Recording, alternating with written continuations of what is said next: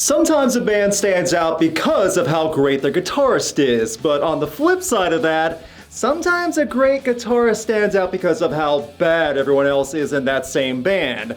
It has happened more times than you'd think in music history. I posted on Twitter the question, who is an amazing guitarist in a not-so-amazing band? I asked this question through 2 different posts, and after many suggestions, many of which were suggesting the same person, it's clear that there are some bands out there that are known for being bad, but people still acknowledge how good of a guitarist they have. Let's cut right to it. There's an obvious name that comes to most rock fans' minds when talking about a talented guitarist in a bad band. Wes Borland will forever be the face of that idea. The whole notion of great musicians in bad bands has a face, and it's the crazy made-up face of Wes Borland. I cannot stress enough how many people responded with Wes Borland when I posted that question. Saying Wes is a killer guitarist is an understatement, and he undeniably is the best musician in the nu metal punching bag Limp Bizkit. To be honest, I could point to several other members of Limp Bizkit about being way too talented for that band. Minus someone. But Wes stands out big time for being extremely creative in riff writing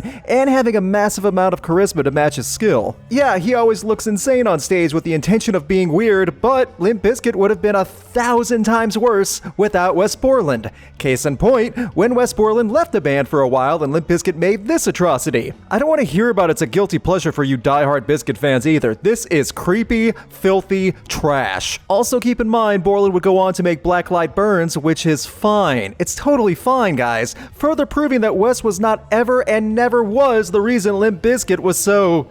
Ugh. I stand by 2 notions. Number 1, replace Fred Durst and Limp Bizkit and that band would have been 1,000 times better and the music would not have aged like milk. Number 2, take Wes Borland and put him in another big nu metal band and that band would have excelled 1,000 times more back in that time period.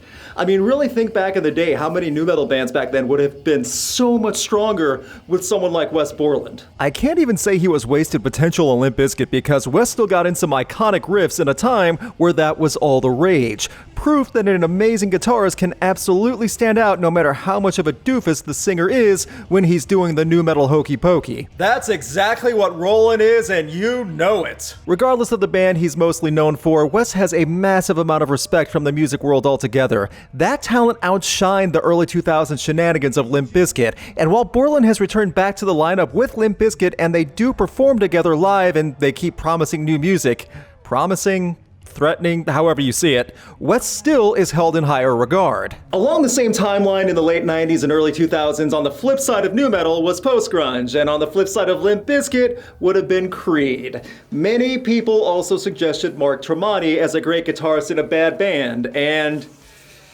yeah, to be honest, I still stand by that Creed's debut at My Own Prison is solid, but as time went on, it's pretty clear that Mark Tremonti's skill was not being displayed well with each following Creed album. It's a similar situation where I can point to the rest of the band members in Creed behind the frontman with how talented they are. I mean, Scott Stapp isn't even that awful, it's just that he went nutter butter crazy. Over time, Creed decayed into a joke with their music and lyrics, but Tremonti would continue to succeed in other ventures. Along with Phillips and Marshall, Tremonti would form Alter Bridge with Miles Kennedy, which is still a massive force in rock. Over the last few years, Mark Tremonti started his own band named after himself, which is fine also. Mark Tremonti was more than able to break free from the bad stigma of Creed and do just fine while proving he's an amazing guitarist. One of my favorite stories about Mark Tremonti is that during an Alter Bridge show, he saw a fan front row air guitaring every single song during the set.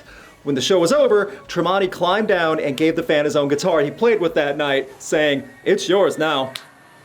I just think that's awesome. I wanted to point that story out. Is Creed great? No. They have more cheesy writing and yarling than most people remember. Is Mark Tremonti great? Absolutely. He's proven that over decades now, and I truly believe he's not just seen as the guitarist from Creed, but a musician who's been successful with every band or project he's been a part of. Another big name from that time period was Staind, and while I have made it very clear on this channel my thoughts about Staind, and especially Crabby Uncle Aaron, and how he really is not good, someone who is criminally underrated and always in the shadow is Mike Mushok, a great guitarist who never got to show off his potential in Staind, and still doesn't. Whether it was in the late 90s when Staind was at least trying, or later on when Aaron Lewis became more obsessed with whining and making sad boy post-grunge, Mike Mushok was there along for the ride, and when you see him perform live, you know just how talented he is. I've seen Staind live twice, and it was the second time at their big reunion show after 5 years of not playing together that I realized Staind has loads of wasted talent behind Crabby Uncle Aaron. Mike Mushok came to work that night and was giving it his all, to the side of Aaron Lewis, who had his hands in his pockets and barely looked at the crowd. Mushok deserves more recognition. Mike is also a member of the supergroup Saint Asonia, and I'm not saying Saint Asonia is a bad band, but I do feel it's another case of the man not being able to display his skill to full potential. He just doesn't get to. Along with all that, one thing that Mushok has done over the years is make playthroughs of his big Staind songs and other music as well,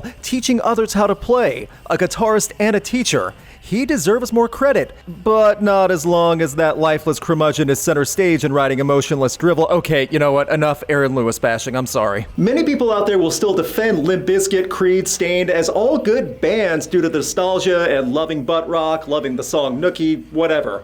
What about a band no one defends as being good and has a great guitarist?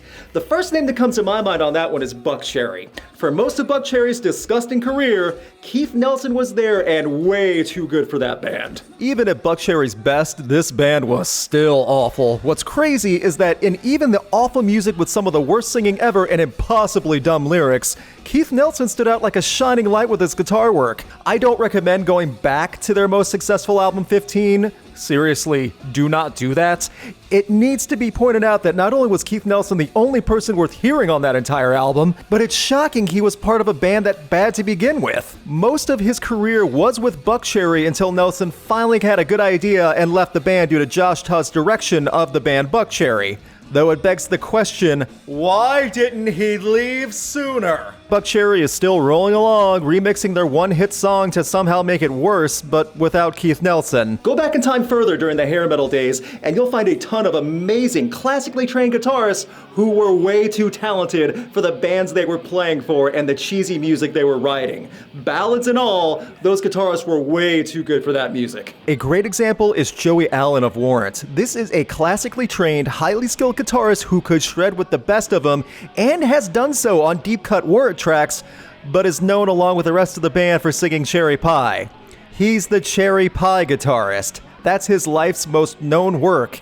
He is better than what Warrant is known for. Jeez, Warrant is better than what Warrant is known for. The guitar work alone proves that. Another example from the 80s metal days is Oz Fox from Stryper. Really listen to some of Stryper's greatest hits, and you'll never hear anyone complain about the guitar work, ever. The lyrics are cheesier than Christian children's TV shows, and it's hard not to chuckle when you listen to Stryper, but it's not because of Oz Fox. One more example to end with would be the trashcore scene, and Attila definitely counts as trashcore. Somehow, an awful, inexcusable band like Attila has a guitarist as good as Chris Linck. Why? I still have no idea. When you hear Attila, which I don't recommend, there is only one standout quality in the group, and that is when guitarist Chris Linck is allowed to play uninterrupted and without shrieking crybaby vocals ruining it. His ability is top-notch. Linck is versatile and competent, and it's just buried in noise disguised as angry tough boy music. It's a shame, too, because if you were to put him in a different metalcore band, Linck would flourish, but I feel like his talent is beyond wasted because he plays alongside Human Refuse. Yeah, I don't care at this point what Attila and trashcore scene fans think about me. Franz is irredeemable garbage with absolutely nothing to offer. Chris Linck sticks with him though for some reason. Unfortunately. I do want to point out that many of the bands in this video I've talked about have several platinum-selling albums and #1 hits. You can't say they weren't successful, but it does go to show you that those bands discussed are usually now talked about negatively and not about how good their guitarist is. That sometimes is a footnote, and it's a shame. I'll end the video asking the question for everyone watching. Who do you think is a great guitarist in a bad band? Let me know in the comments, because I know there are many of them. Thank you for watching, and thanks to Ekster for sponsoring this video. Make sure to check out all their high-end stuff at the link in the description below. Big thanks to my patrons, and a special thanks to Brandon Barrettfeld, Chris Stoneman, McKenna White, and Dom Noble. You can have a say in upcoming videos and see videos early by supporting Rocked on Patreon. Please click the link in the video description for more info on helping the channel. Please subscribe and get notified on upcoming videos. You can check out my concert photography on Instagram, and you can keep up to date with Rocked on Facebook and Twitter.